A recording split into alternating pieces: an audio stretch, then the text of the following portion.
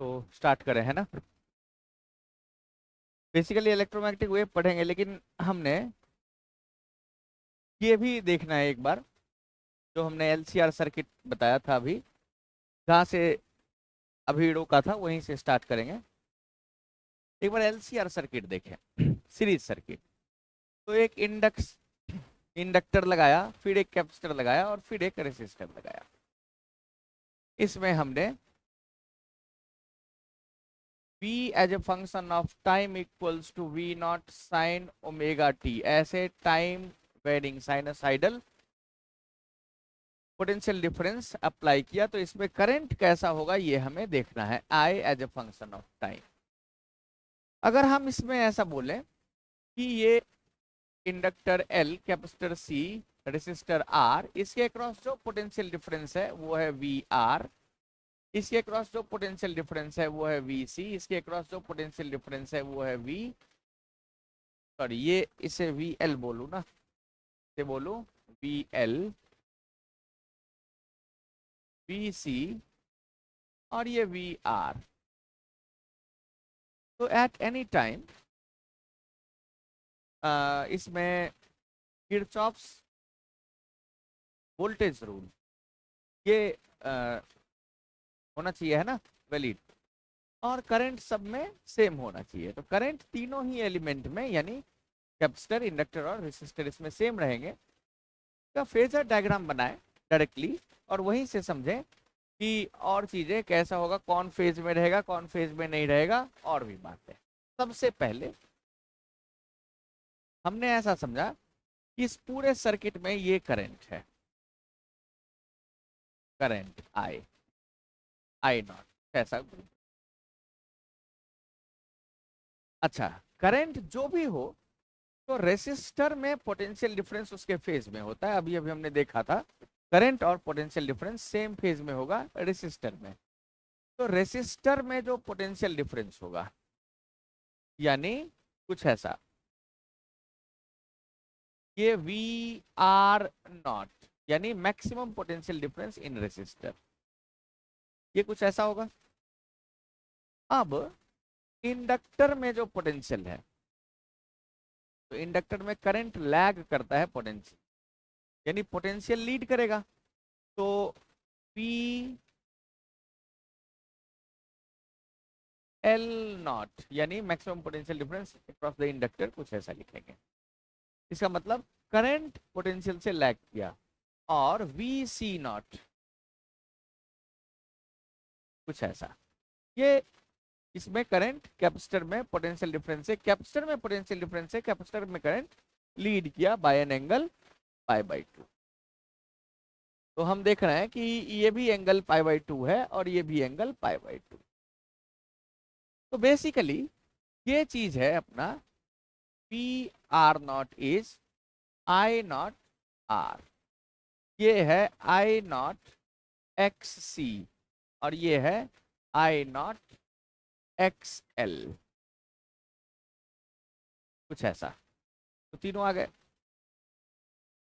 अब करंट क्या होता, तो करंट हम कहते, अच्छा, अगर मैं इन दोनों को देखूं तो ये दोनों ठीक अपोजिट डायरेक्शन में है, यानी इस डायरेक्शन में देखूं, ये आ जाएगा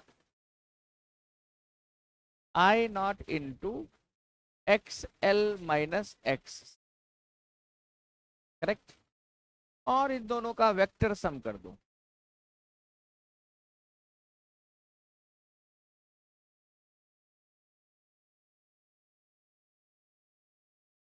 ये आ जाएगा v as a function of time, ये v नॉट, यानी ये जो हमने अप्लाई किया था।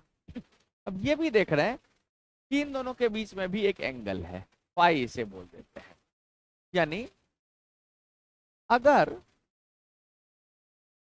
एक्स एल बड़ा होगा तो ये चीज बड़ा और ये चीज छोटा होगा, यानी वी नॉट, यानी पोटेंशियल लीड करेगा करंट से, करंट लैग करेगा, यानी कैपेसिटेंस इंडक्टेंस में जैसा होता था वैसा कैरेक्टर डिस्प्ले करेगा। जबकि अगर एक्स सी बड़ा है, यानी कैपेसिटेंस का कैरेक्टर बड़ा है, तो कैपेसिटेंस में करंट लैग, करंट लीड करता है, और वो ऐसा ही करता, नेट इधर आता और ये वी नॉट उसी तरफ हो जाता, यानी फाई निगेटिव आ जाता।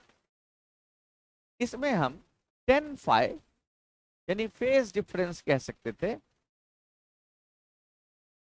Phase difference phi equals to 10 inverse, क्या फॉर्मूला आ जाएगा, X L minus X C upon R. ठीक है, अब ये फाई पॉजिटिव होगा अगर phi positive if X L greater than X C, और फाई क्या होगा, negative if X C greater than X L. Correct, कुछ ऐसा ये सिचुएशन हमारा रहेगा। इसके बाद मतलब एक्स एल ग्रेटर हुआ तो करंट क्या होगा, फाई पॉजिटिव हो गया ना, यानी करंट लैग किया, और कितने एंगल से, तो फाई एंगल से हम बता देंगे, कुछ ऐसा। दूसरी बात ये कि करंट आया कितना, तो हम यहां से देख सकते हैं current I naught equals to, हम इसे कह देंगे V naught upon under root इसके स्क्वायर प्लस इसके स्क्वायर आना चाहिए, तो आई नॉट कॉमन ले लेते तो ये आ जाता, यानी आई नॉट को इधर ले आए तो R square plus X C minus X L लिखें या X L minus X C लिखें, कोई फर्क नहीं पड़ता, कुछ ऐसा इसका स्क्वायर आ जाएगा, जहां पे वी नॉट अपॉन जेड कह देते हैं इसे, और जेड को कहते हैं impedance of the circuit, Z का नाम देते हैं इम्पीडेंस, इम्पीडेंस, और जेड को कह देते हैं under root R square plus X C minus X L का। करेक्ट, तो ये है हमारा फेजर डायग्राम जब L C R circuit series connected,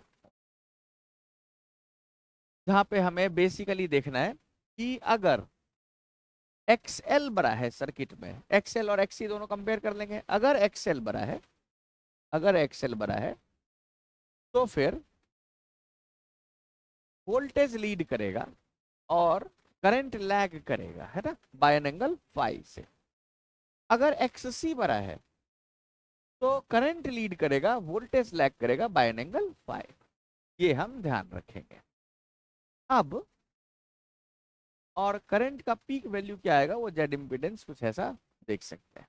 correct, अब हम देखें एक दो क्वेश्चन इस पे ट्राई करें, जैसा कि एक क्वेश्चन है, बोल रहा है रेसिस्टेंस बता दिया है और इंडक्टेंस बता दिया, तो और फ्रीक्वेंसी बता दिया, तो phase angle between voltage and current, तो फेज एंगल फाई, तो हम ऐसा कहते हैं 10 phi equals to X L minus X C upon R था, है ना, यहाँ क्या हो जाएगा, एक्स एल अपॉन आर हो जाएगा, तो phi equals to 10 inverse X L upon R रहेगा, है ना।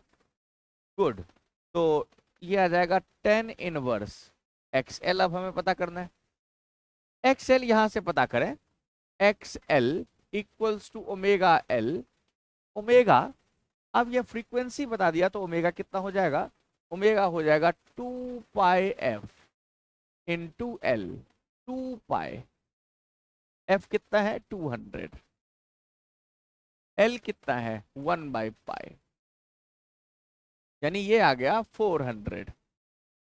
करेक्ट, ये आ गया 400, तो एक्स एल अपना आ गया 400 डिवाइडेड बाय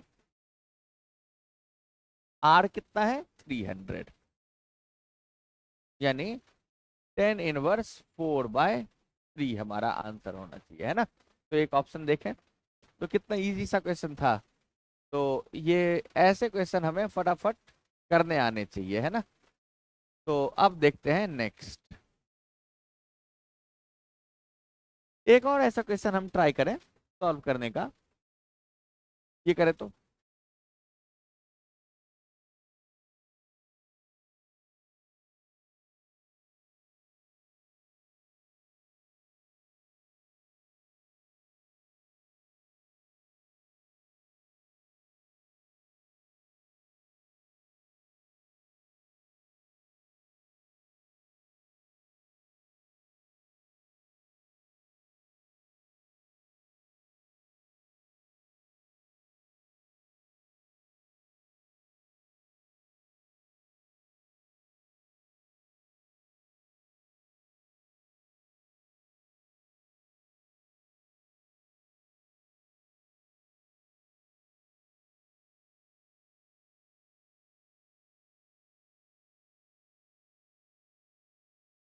ये बोल रहा है कि कितना रेसिस्टेंस कनेक्ट किया जाना चाहिए इंडक्टेंस के सीरीज में। तो इंडक्टेंस का एक्स एल सबसे पहले पता कर लें, ओमेगा एल यानी 2 पाई एफ एल। तो 2 पाई एफ, एफ 50 दे रखा है, 100 पाई, और एल कितना है 0.2, यानी आ जाएगा 20 पाई। अब हमारे पास 45 डिग्री बनना है, यानी फाई इक्वल्स टू 10 इनवर्स पाई/4 का मतलब कितना, 10 इनवर्स,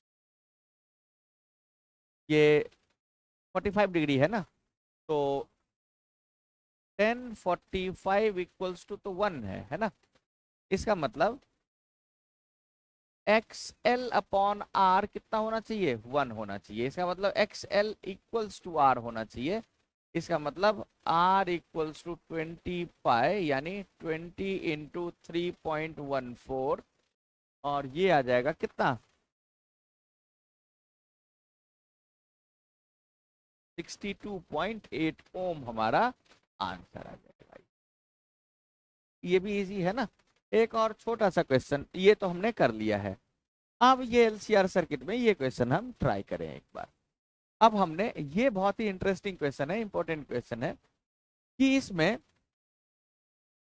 हम ये देख रहे हैं कि इंडक्टर, सबसे पहले resistor, inductor and capacitor, resistor, inductor and capacitor, ये तीनों को कनेक्ट किया है। तो जो सोर्स का पोटेंशियल डिफरेंस है, इसके अक्रॉस बोला पीक वोल्टेज दे रखा है across resistance, inductance and capacitance, resistance, inductance and capacitance 40, 30 और 60। तो ये सब मिलके इसके क्रॉस पोटेंशियल डिफरेंस, सबको डायरेक्टली ऐड नहीं कर सकते, क्योंकि सबके सब पोटेंशियल सेम फेज में नहीं है। तो अब हमें कैसे करना चाहिए, तो एक बार फेजर डायग्राम बिना बनाए इस क्वेश्चन को नहीं कर सकते, एक बार फेजर डायग्राम बनाए और सॉल्व करें इसको। बहुत इंपॉर्टेंट क्वेश्चन है, ऐसे क्वेश्चन तो कभी भी आते हैं, है ना।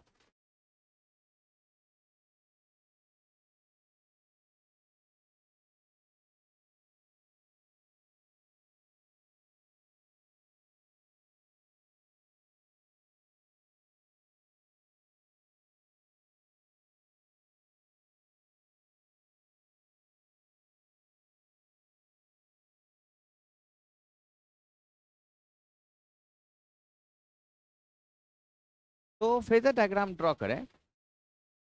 तो इस क्वेश्चन में कुछ ऐसा होगा, ये है I not, potential difference across resistor, ये दे रखा है 40। तो रेसिस्टर के अक्रॉस पोटेंशियल डिफरेंस आ गया 40 वी आर। इंडक्टर के अक्रॉस 30, तो इंडक्टर के अक्रॉस पोटेंशियल डिफरेंस 30 है, ये वी एल है। और 60 है वी सी। बेसिकली इसका मतलब, ये डायरेक्शन में देखें तो ये आ गया V C minus V L, और ये आ गया 30। अब हमें इन दोनों को ऐड करना है। तो ये v कितना आ जाएगा, v आ जाएगा अंडर रूट ये 40 का स्क्वायर प्लस ये चीज 30 का स्क्वायर। इसका मतलब v आ गया under root 400, 1600 plus 900, that is root of 2500, that is 50 volt. 50 volt हमारा आंसर आ जाएगा। कुछ इस तरीके से हम सॉल्व करेंगे, ना कि डायरेक्टली ऐड करके। नेक्स्ट, एक और क्वेश्चन देखें, बहुत ही ज्यादा आसान। बोल रहा phase difference between EMF and current in LCR circuit is, क्या होगा आंसर।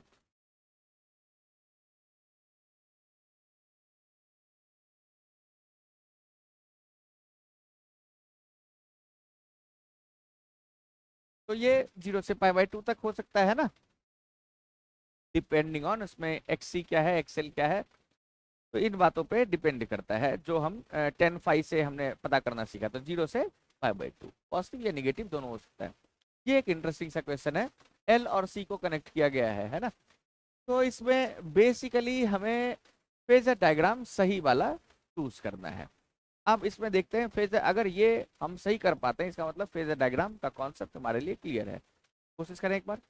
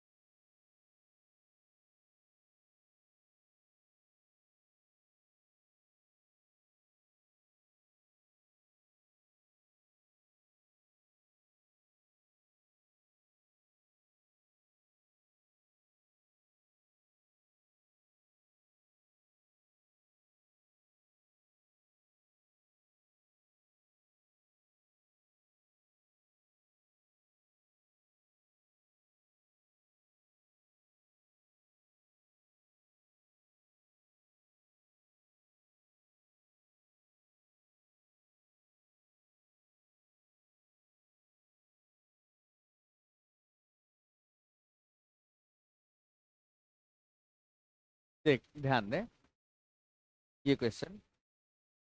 तो सबसे पहला ये देखते हैं, इसमें ये बता रहा है कि पोटेंशियल डिफरेंस जो कैपेसिटर में है उससे करंट लैग कर रहा है पाई बाई 2 से, जबकि करंट कैपेसिटेंस में जो पोटेंशियल डिफरेंस है उससे लीड करता है। तो इस कारण से ये गलत हो गया।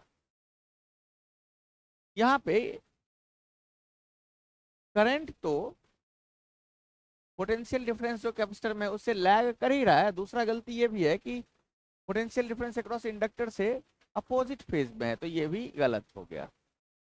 यहाँ भी करंट जो पोटेंशियल डिफरेंस कैपेसिटर में है उससे लैग कर रहा है, जबकि करंट लीड करता है, तो ये भी गलत हो गया।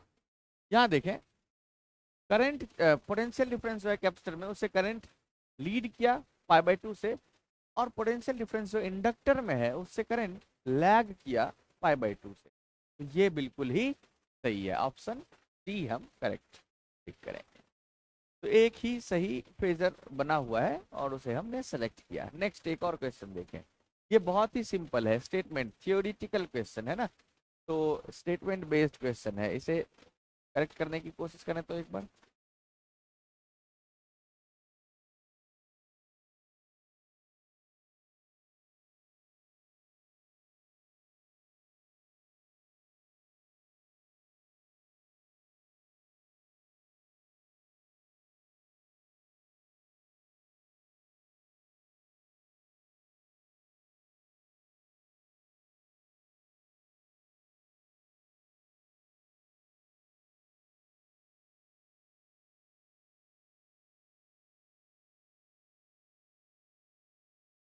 तो देखिए ये क्वेश्चन है ना, क्वेश्चन है voltage across L and C differ by pi pi. तो ये तो सही है, एल और सी यहाँ भी जब फेजर बना हुआ है तो देखिए एल और सी इसमें फेज डिफरेंस कितना है, पाई का।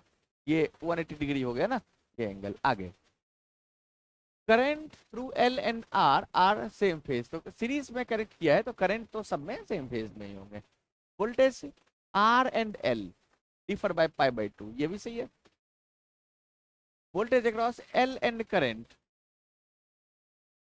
Voltage across L and current across C, current तो सब में सेम रहेगा, तो करंट अक्रॉस सी कहें या करंट अक्रॉस एल कहें बात तो बराबर है।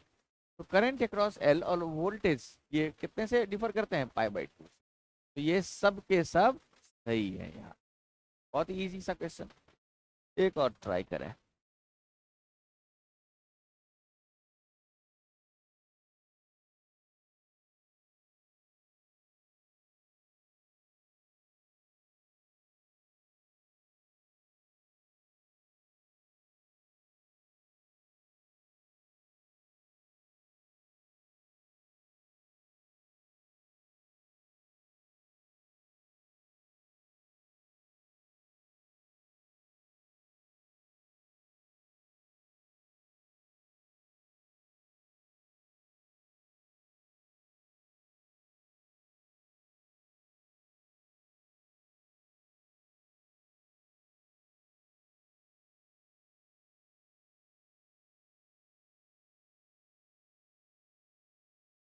तो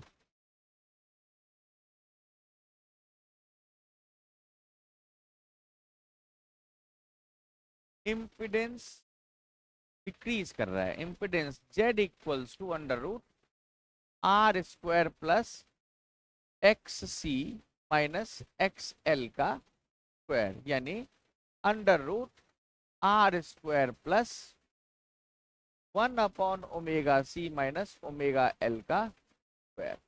करेक्ट। तो फिर रेसिस्टेंस तो बढ़ाने या घटाने से कोई फर्क नहीं पड़ेगा, frequency decrease in impedance with increase in frequency, frequency बढ़ेगा तो ओमेगा बढ़ेगा, ओमेगा बढ़ेगा तो ये ओमेगा बढ़ेगा तो सिर्फ आर और सी रहे, तभी ऐसा हो सकता है कि ओमेगा बढ़ने से ये घटेगा, जेड घटेगा, तो ओमेगा बढ़ने से एक्स सी घटेगा और फिर जेड भी घटेगा। तो ये ऑप्शन डी होना चाहिए सही। करेक्ट। अब हम चलें एक, ये क्वेश्चन है, इम्पीडेंस ऑफ सर्किट पूछा है। तो अब इम्पीडेंस ऑफ सर्किट वही फॉर्मूला जेड इक्वल्स टू क्या करेंगे, under root R R square plus X C minus X L का स्क्वायर, ये फॉर्मूला में वैल्यू पुट कर देंगे, यानी under root R square plus 1/ओमेगा सी माइनस ओमेगा एल का स्क्वायर, कुछ ऐसा, और हम कैलकुलेशन करेंगे, आंसर आ जाएगा। तो ये आराम से करना है होमवर्क के रूप में। अब हम देखते हैं नेक्स्ट, ये भी कर लेना है खुद से ही, displacement current wave, EM wave में सबसे पहला टॉपिक जो सबसे समझने लायक है ना, इसमें बहुत सारे इंटरेस्टिंग चीजें हैं जो हमें कभी कभी फंसाते हैं, तो इसे समझते हैं ठीक ढंग से कि ये डिस्प्लेसमेंट करंट क्या है। इससे पहले हम डिस्प्लेसमेंट करंट की बात करें, हम ये जानते हैं कि एम्पियर्स लॉ हम जानते हैं, we know in Ampere's law, क्या जानते हैं भाई, तो बी डॉट डी एल, यानी line integral on a closed path of magnetic field equals to Q naught into I inflow, ऐसा होता है। हाँ,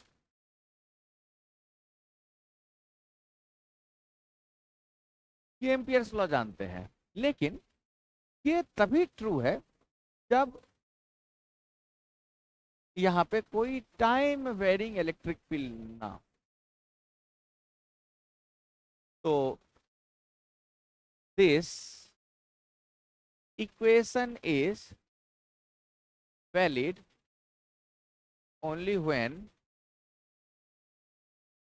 there is no time varying electric field. ठीक है, टाइम वेरिंग इलेक्ट्रिक फील्ड यानी electric field हो और वो टाइम के साथ चेंज हो रहा हो, तो ऐसे कंडीशन में ये एम्पियर्स लॉ होल्ड नहीं करता। ये एम्पियर्स लॉ तभी होल्ड करेगा जब टाइम वेरिंग इलेक्ट्रिक फील्ड ना हो। अभी तक हमने टाइम वेरिंग इलेक्ट्रिक फील्ड नहीं था, तब ये हमने यूज किया था ये इक्वेशन। मैक्सवेल ने सबसे पहली बार ये चीज देखा और उसमें करेक्शन किया। तो मैक्सवेल ने कहा कि टाइम वेरिंग इलेक्ट्रिक फील्ड अगर कहीं है तो वहां पे देखा कि ये डिस्प्लेसमेंट करंट, मैं ऐसा कह लूं कि एक एक्सपेरिमेंट करें, उसमें कुछ ऐसा है, एक कैपेसिटर है, टाइम वेरिंग इलेक्ट्रिक फील्ड वाला एक जगह बनाते हैं ना, तो एक कैपेसिटर है, इसमें कुछ करंट आ रहा है, करंट है आई, तो करंट आएगा तो इसमें चार्ज बढ़ेगा, चार्ज बढ़ेगा तो कैपेसिटर है, कैपेसिटर है तो Q equals to C V, तो चार्ज बढ़ेगा तो पोटेंशियल डिफरेंस बढ़ेगा, तो पोटेंशियल डिफरेंस बढ़ा तो इलेक्ट्रिक फील्ड इसमें चेंज हो गया, टाइम वेरिंग इलेक्ट्रिक फील्ड हो गया। तो यहाँ पे वो एम्पियर्स लॉ काम नहीं करता, इसे हम देखते हैं कैसे। कि अभी हमने क्या किया कि कुछ ऐसा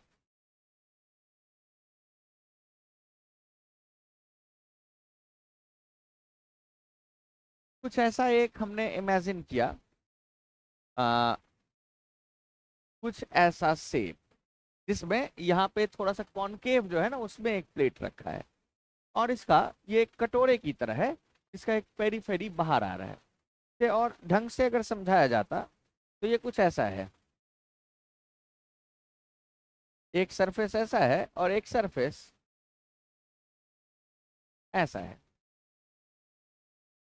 ये सरफेस को इसे बोला हमने S1, ये सरफेस को बोला S2, और ये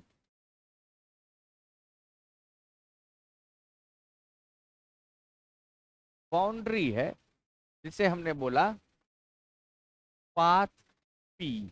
ठीक है, अब हम कुछ कैलकुलेशंस करेंगे, देखते हैं। तो ये शेप समझ में आया होगा।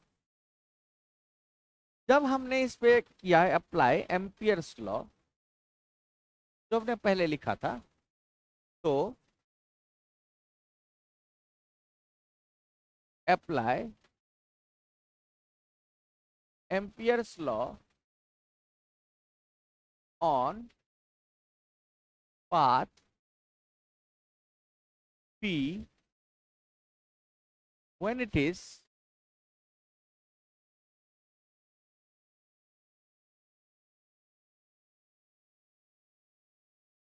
boundary of surface S2। S2 का जब ये बाउंड्री है तो हमने लिखा integral B dot dl equals to Q naught into I enclosed. तो ये सरफेस से कितना करंट गया, तो जो भी करंट इस वायर में था वो सरफेस से कनेक्ट होगा, तो ये सरफेस से कुछ करंट आए गया, और ये B dot D L, B into L तो है ही सही है ना, तो B इंटू डी एल ये आ गया कितना, Q नॉट आई। लेकिन जब हमने एम्पियर्स लॉ ही अप्लाई किया, लेकिन हमने थोड़ा सा चेंज किया, और वो ये चेंज ये है कि अब जो पाथ P है वो बाउंड्री ऑफ S1 है। तो क्या होता, आगे apply Ampere's law on path P when it is boundary of surface S1। S1 surface का बाउंड्री, तो S1 कुछ ऐसा है, यहां से गया, इससे कोई करंट नहीं जा रहा। तो अब हमें लिखना है यहां पे B डॉट डी एल करूं, B dot D L equals to Q naught into current है 0, तो ये आ गया 0। अब पाथ सेम है, LHS सेम है, पर RHS सेम नहीं है। इसका मतलब कहीं ना कहीं गलती हो गया है। तो इसका B डॉट डी एल दोनों सेम पाथ के अबाउट इंटीग्रेट किया तो सेम नहीं आ रहा है, तो देयर इज ए कॉन्ट्राडिक्शन। तो यहाँ पे आ गया कॉन्ट्राडिक्शन या एरर कह ले। तो ये दोनों सेम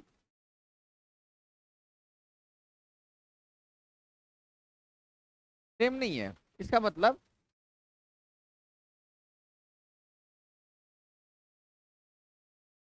कॉन्ट्राडिक्शन है, इसका मतलब हमने कहीं गलती कर लिया है।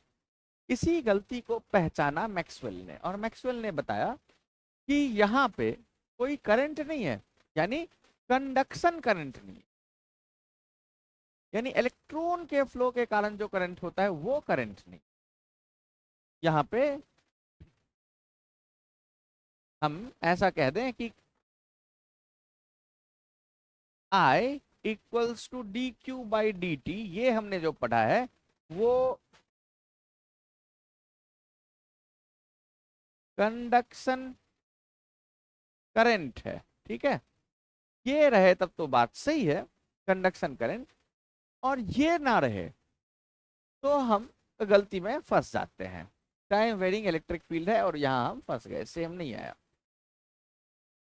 तो मैक्सवेल रिकॉग्नाइज किया इस एरर को और उसने पोस्टुलेट किया डिस्प्लेसमेंट करेंट। बोला कि जहां भी टाइम वेरिंग इलेक्ट्रिक फील्ड होगा वहां एक डिस्प्लेसमेंट करेंट होगा। तो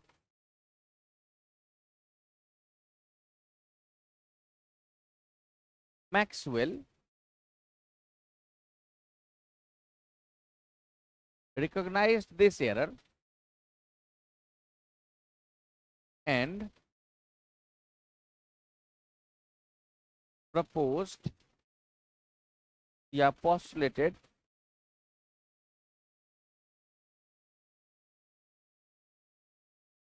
displacement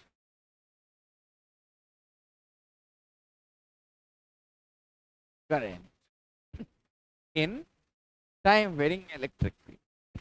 और ये बताया न्यूटन मैक्सवेल ने कि I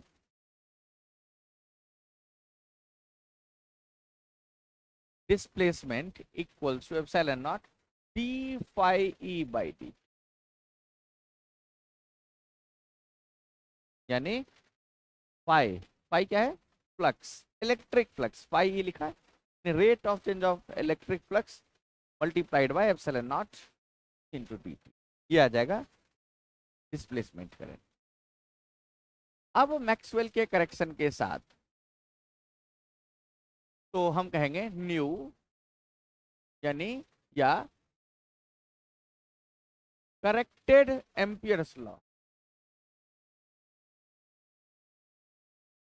ये क्या होता, corrected Ampere's law, P dot dl का closed integral line integral equals to mu naught into I conduction plus I displacement, दोनों ही करंट को बोल रहा है, ये सम करो भाई।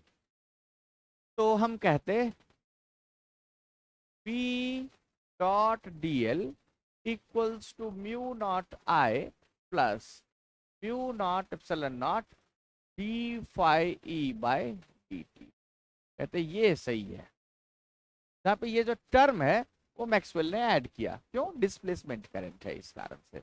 अब ये सही इक्वेशन। तो अब पुराने सिचुएशन को अगर वेरीफाई करें,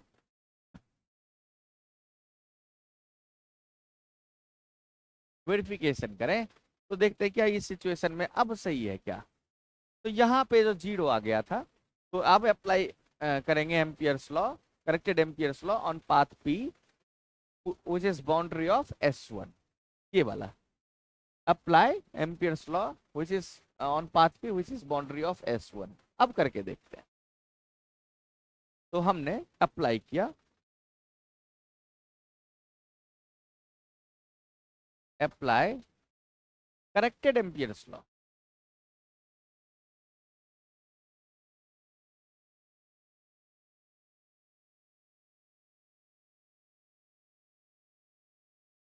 on path P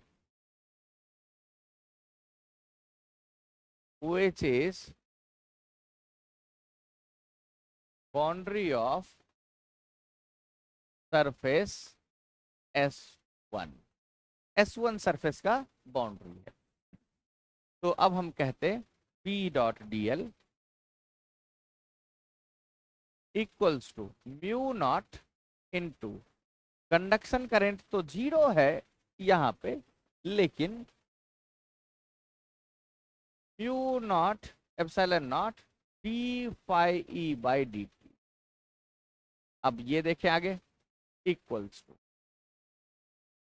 अब दो कैपेसिटर प्लेट्स के बीच में इलेक्ट्रिक फील्ड क्या होता है। तो अगर इस पे चार्ज है Q तो यहाँ इलेक्ट्रिक फील्ड जो होगा वो आता है electric field equals to Q upon epsilon naught, correct. तो इलेक्ट्रिक फ्लक्स कितना आ जाएगा, तो इसका मतलब फ्लक्स आ जाएगा E इंटू ए, यानी कितना,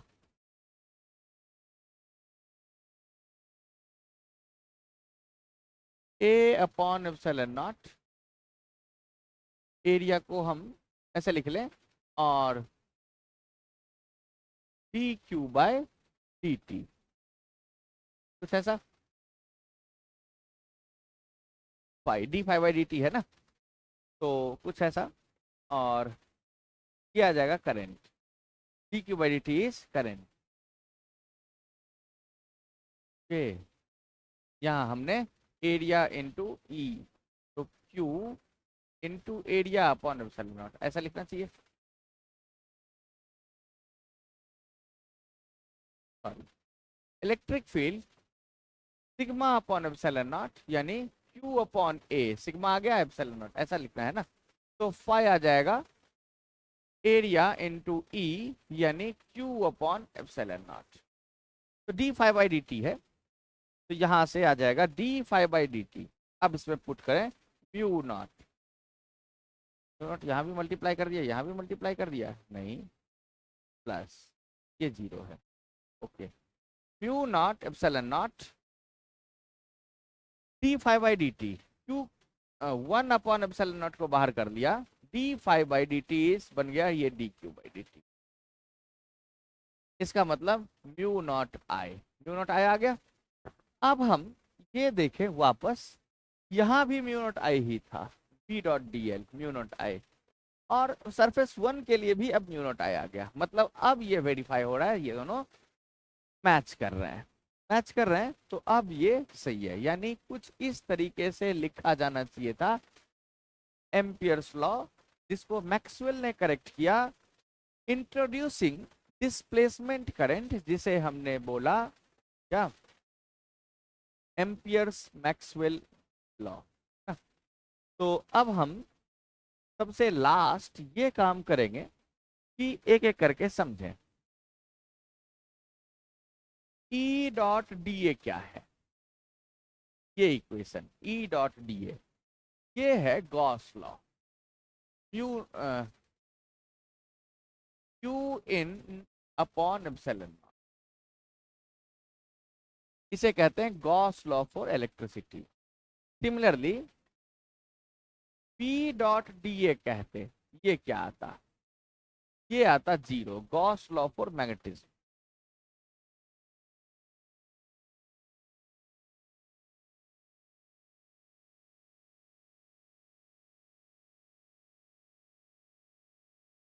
गॉस लॉ फॉर, ये जीरो इसलिए भी होता है क्योंकि यहाँ पे दो चार्जेस, इलेक्ट्रिक चार्जेस के पोल्स को हम अपार्ट, मतलब अलग अलग रख सकते हैं, यानी पॉजिटिव चार्ज अलग, नेगेटिव चार्ज अलग, इसे सेपरेट किया जा सकता है। जबकि मैग्नेट में नॉर्थ पोल और साउथ पोल को कभी सेपरेट नहीं कर सकते, इसलिए क्लोज सरफेस से निकलने वाले मैग्नेटिक फील्ड लाइंस इक्वल होंगे एंटर करने वाले मैग्नेटिक फील्ड लाइन के, और इक्वल, इसलिए नेट इलेक्ट्रिक फील्ड लाइन जो बाहर आ रहा होगा सरफेस से वो जीरो होगा, और इस कारण से ये आता है। नेक्स्ट हम देखते हैं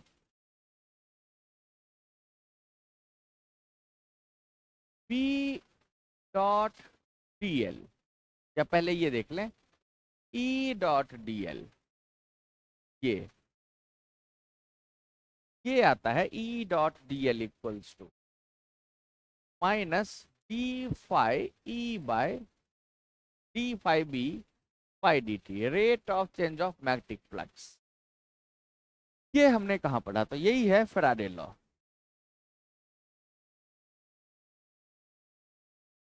Faraday law,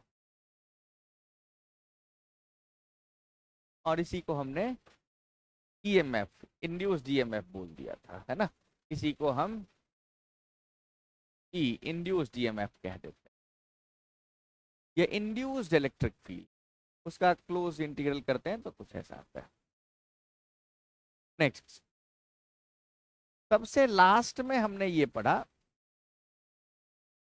P dot dl equals to mu naught I conduction plus mu naught epsilon naught d phi E by dt। ये एम्पियर मैक्सवेल लॉ,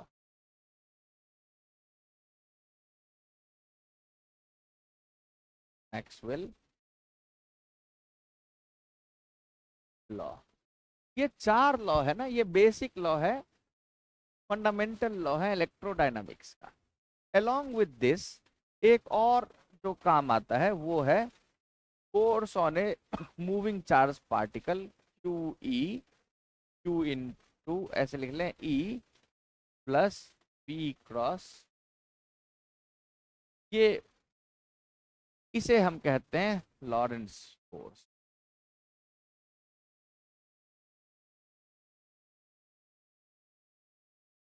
यही 5 इक्वेशन बेसिक वो इक्वेशन है जो इलेक्ट्रोडायनामिक्स का फंडामेंटल्स है। पूरा इलेक्ट्रोडायनामिक्स इसी इक्वेशंस पे बेस्ड है।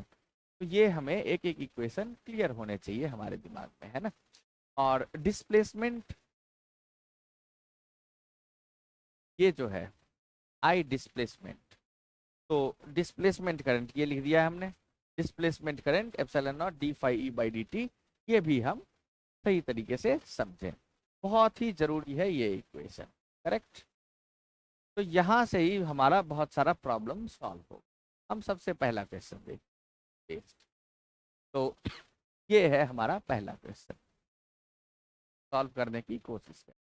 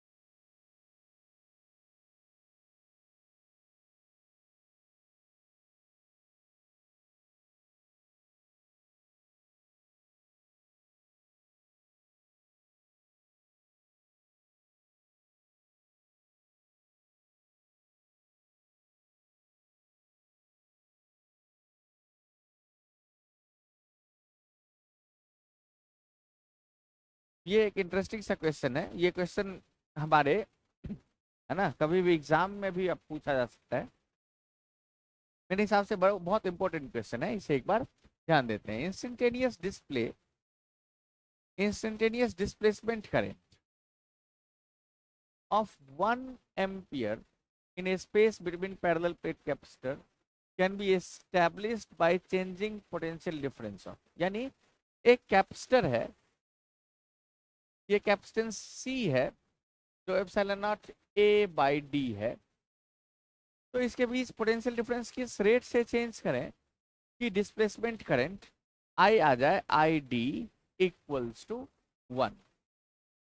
ये है D phi E by D T का मतलब 1 इक्वल्स टू, या इसको ऐसे आई डी लिखें, ये एप्सिलॉन नॉट फाई को area into phi, electric field लिख सकते हैं D E by D T. इसी को लिख सकते हैं I D equals to epsilon not A, T से डिवाइड कर लें तो ये बन जाएगा into D V by D T.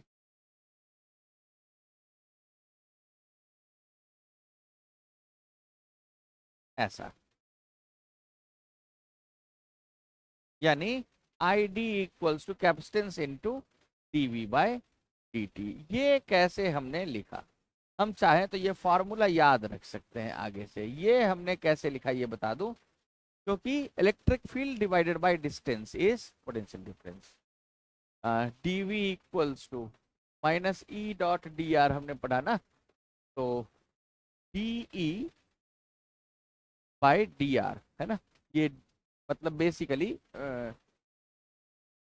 E equals to minus D V by D L. तो इसको ऐसे लिख सकते थे, ठीक है, D by D L into D L. तो ई को हमने डी से डिवाइड कर दिया तो वी है, वी को सॉरी डी से डिवाइड कर दिया तो ई है। नेक्स्ट, अब हम इसे एक बार इसमें वैल्यू पुट कर दें।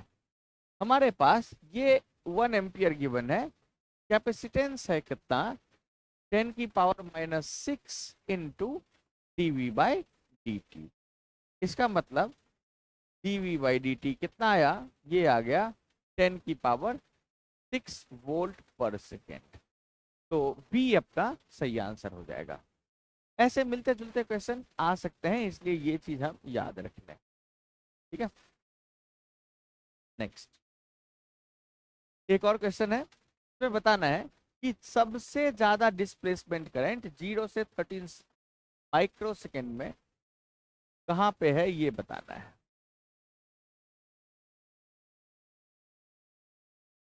0 से 13 सेकेंड में।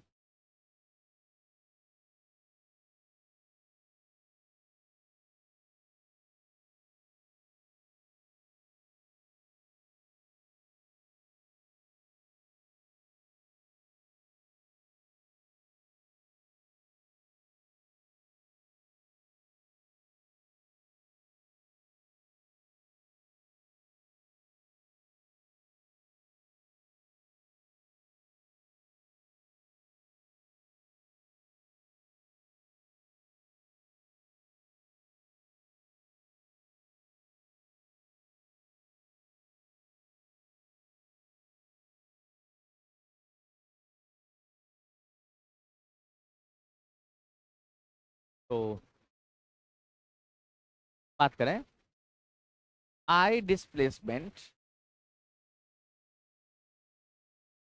Equals to epsilon not D phi by D T, यानी epsilon not A D by D T.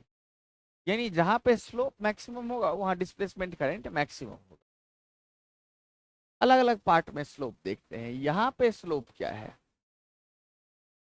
तो यहाँ पे स्लोप है ये परपेंडिकुलर बाय बेस, परपेंडिकुलर 0.5 से 1 यानी 0.5 अपॉन बेस कितना है 2 यानी 1/4 आ गया।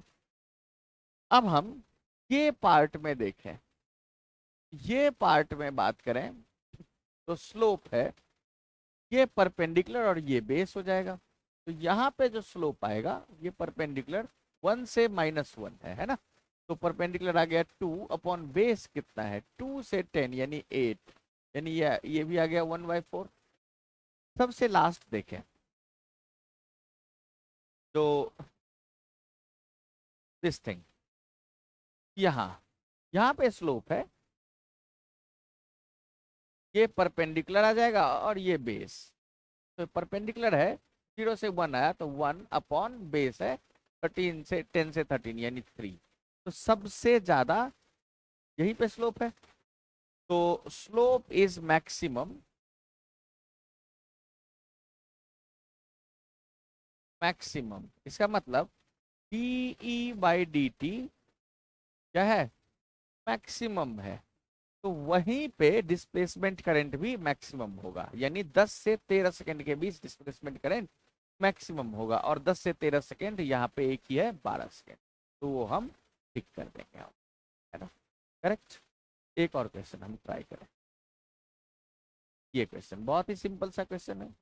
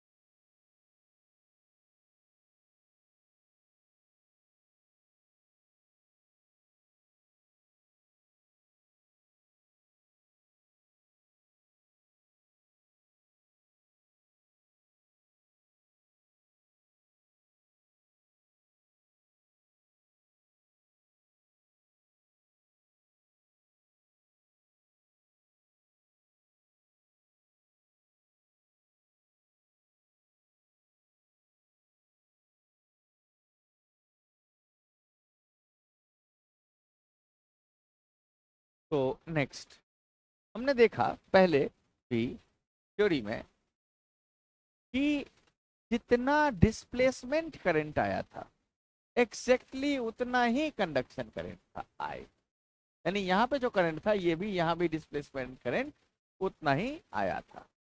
डिस्प्लेसमेंट करंट अगर displacement current plus conduction current in दोनों का सम है जीरो, तो सॉरी सम तो हमेशा कांस्टेंट रहेगा ना, क्योंकि जितना डिस्प्लेसमेंट प्लस कंडक्शन अलग अलग पॉइंट पे दोनों को सेम होना पड़ेगा।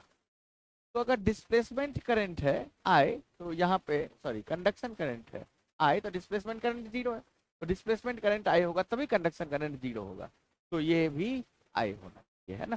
Next travelling EM wave. अब हम एक ट्रेवलिंग इलेक्ट्रोमैग्नेटिक वेव देखेंगे। ये इलेक्ट्रोमैग्नेटिक वेव जो है वो बेसिकली इलेक्ट्रिक फील्ड और मैग्नेटिक फील्ड इन दोनों का इलेक्ट्रिक फील्ड और मैग्नेटिक फील्ड इन दोनों का टाइम वेरिंग इलेक्ट्रिक फील्ड और मैग्नेटिक फील्ड ही कंस्टिट्यूट करते हैं इलेक्ट्रोमैग्नेटिक वेव। यानी इलेक्ट्रोमैग्नेटिक वेव जो है वो टाइम वेरिंग इलेक्ट्रिक फील्ड और टाइम वेरिंग मैग्नेटिक फील्ड है। ये दोनों फील्ड सेम फेज में होते हैं। अगर इलेक्ट्रिक फील्ड मैं ऐसा बोलूं ये है हमारा एक्स एक्सिस, एक इलेक्ट्रोमैग्नेटिक वेव यानी इलेक्ट्रिक फील्ड और मैग्नेटिक फील्ड एक्स डायरेक्शन में चल रहे हैं, प्रोपोगेट कर रहे हैं, ये वाई एक्सिस है। तो अगर इलेक्ट्रिक फील्ड हमारा कुछ ऐसा है, यानी इलेक्ट्रिक फील्ड जो है वो है as a function of X and T, ये हम कह लें E naught sine omega T या K X minus omega T, यानी पॉजिटिव एक्स डायरेक्शन में चल रहा है। तो फिर पी भी कुछ इसी डायरेक्शन में है ना, सेम फेज में प्रोपेट करेंगे, पर ये B not sine K X minus omega T same phase. लेकिन इलेक्ट्रिक फील्ड और मैग्नेटिक फील्ड का डायरेक्शन हमेशा परपेंडिकुलर होता है। डायरेक्शन ऑफ इलेक्ट्रिक फील्ड और magnetic field,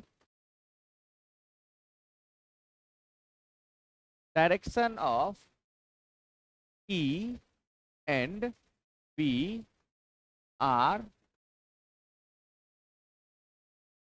always perpendicular। Next बात यह है कि E क्रॉस B, यानी अगर हम इलेक्ट्रिक फील्ड के डायरेक्शन में हाथ रखें और मैग्नेटिक फील्ड के डायरेक्शन में कर्ल करें तो प्रोपगेशन वेलोसिटी ऑफ वेव का डायरेक्शन देगा। E cross B gives direction of propagation of EM wave, electromagnetic wave का डायरेक्शन। अब डायरेक्शन एक्स एक्सिस की तरफ है, और अगर हमारा इलेक्ट्रिक फील्ड है एक्स एक्सिस की तरफ तो मैग्नेटिक फील्ड किधर होना चाहिए, तो हमारा मैग्नेटिक फील्ड जेड डायरेक्शन की तरफ, कैमरे की तरफ आता हुआ इधर की तरफ हो, तभी तो उधर की तरफ हम फिंगर्स को कर्ल करें तो ये थंब का डायरेक्शन क्या बताएगा, एक्स का डायरेक्शन बताएगा जिस डायरेक्शन में वेव चल रहे होंगे। तो इसे देखने के लिए अगर ये जेड एक्सिस है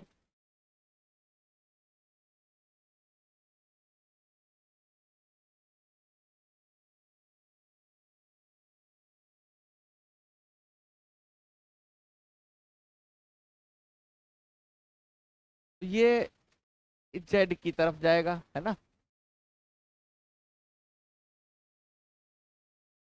कुछ ऐसा। और इलेक्ट्रिक फील्ड कैसा था, ये वाई एक्सिस की तरफ कुछ ऐसा, यानी इलेक्ट्रिक फील्ड और मैग्नेटिक फील्ड आपस में परपेंडिकुलर डायरेक्शन में है, और ये है direction of propagation of wave. यहां से कुछ बातें जो ध्यान देने की है, टाइम पीरियड जो हो जाएगा ये वेलोसिटी ऑफ वेव, ये आ जाएगा कितना, रूट ऑफ, या इसे ऐसे कह ले, वेवलेंथ, वेवलेंथ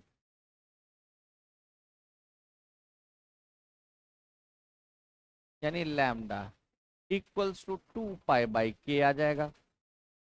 फ्रीक्वेंसी या टाइम पीरियड देखें, time period T equals to 2 pi by omega, यानी फ्रीक्वेंसी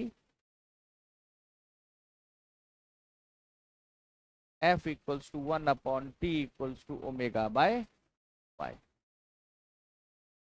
इसके बाद वेलोसिटी ऑफ वेव देखें,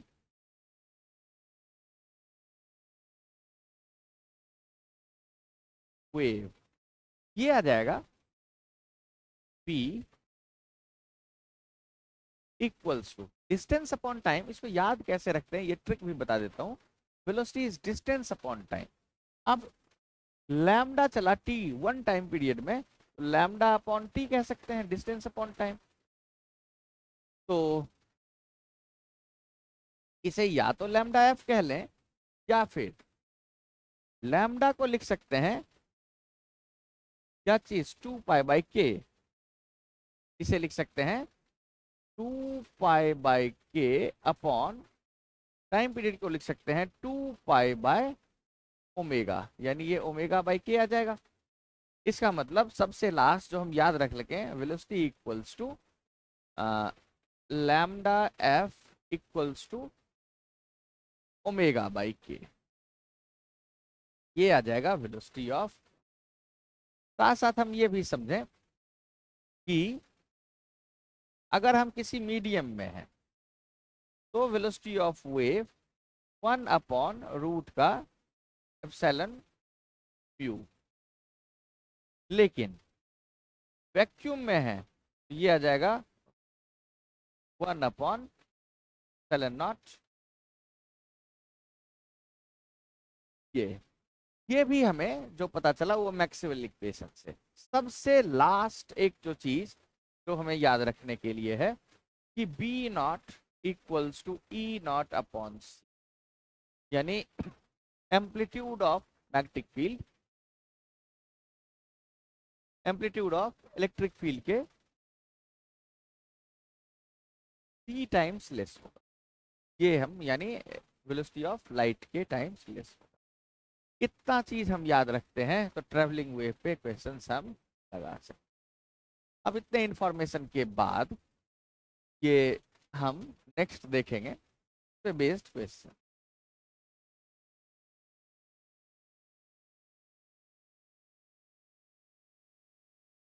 ये देखें, ये क्वेश्चन है electromagnetic wave propagating in vacuum describes. अब इलेक्ट्रिक फील्ड किस डायरेक्शन में है, वाई डायरेक्शन में। मैग्नेटिक फील्ड किस डायरेक्शन में है, एक्स के बी जेड, जेड डायरेक्शन में है। देन क्या सही है, कौन सा ऑप्शन, ये हमें टिक करना है। करे तो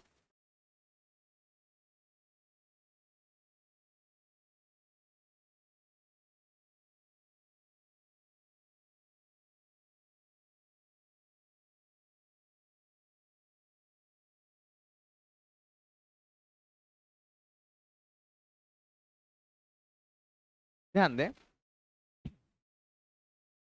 इलेक्ट्रिक फील्ड और मैग्नेटिक फील्ड तो हम जानते हैं C equals to E not upon B not.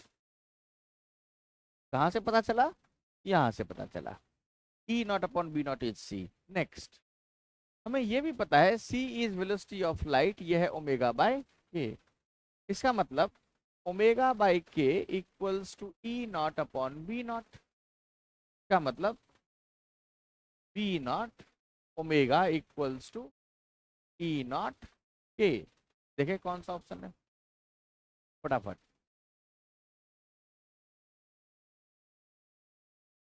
E not के बी नॉट ओमेगा है ना ऑप्शन। मुझे लगता है एक और ऐसा सिंपल क्वेश्चन पूछूं तो सब लोग ही बता पाओगे।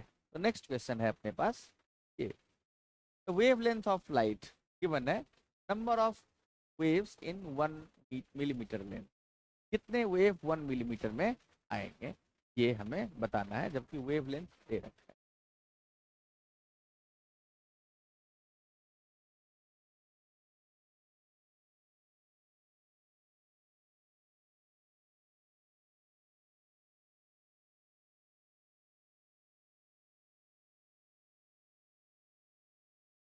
Easy number of waves equals to length, यानी 1 millimetre divided by lambda. Lambda length में 1 वेवलेंथ, इतने लेंथ में, यानी 10⁻³ अपॉन 4000 इंटू 10⁻10, ऐसे ही आएगा। तो अब देख लें, तो इसे कैलकुलेट कर लें, तो ये आ जाएगा ऊपर जाके 10⁻10 आ जाएगा, -3 है यानी 10⁻7 हो जाएगा अपॉन 4000, यानी ये आ गया 10⁻4/4। क्यों? 10⁻4/4, तो 0.25 इंटू 10⁻4, ये ऐसा आ जाएगा ना। तो नेक्स्ट,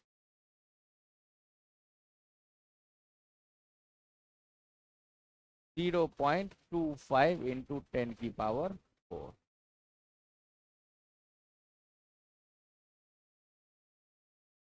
ये आ जाएगा, है ना आंसर।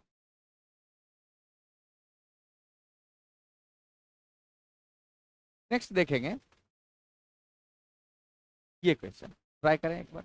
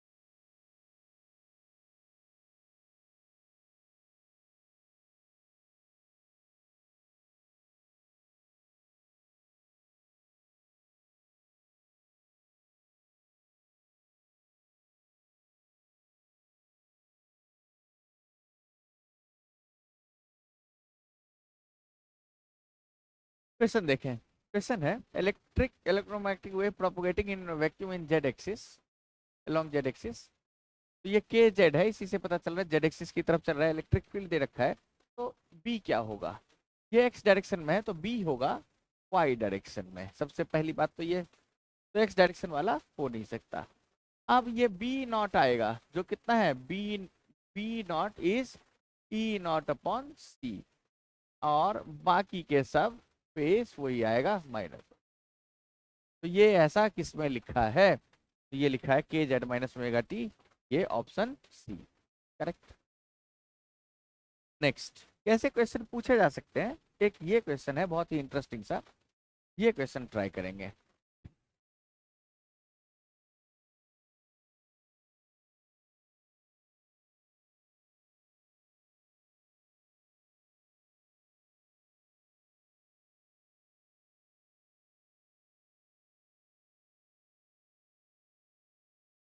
तो ये काफी आसान सा एक क्वेश्चन है, ध्यान दें। हमें बस पहचानना है ये क्या लिखा है। ये लिखा है E equals to E naught sine omega T minus 6y, ऐसा -6y प्लस 8z आर। ये एक्स माइनस ओमेगा टी है ना, तो ये लिखा हुआ है करेक्ट। इसका मतलब हम इसे कंपेयर करें, E equals to E naught sine K X minus omega T, या इसे लिखे omega T minus K X, दोनों में से कुछ भी लिखे। तो ये माइनस साइन है तो एक्स की तरफ जा रहा था, तो यहाँ माइनस साइन ये कर लें तो ये किसकी तरफ जा रहा है, इस वेक्टर की तरफ, है ना, यही है आर वेक्टर, इसकी तरफ जा रहा है। तो आर वेक्टर का कंपोनेंट लिखे तो ये आ जाएगा -6 जे कैप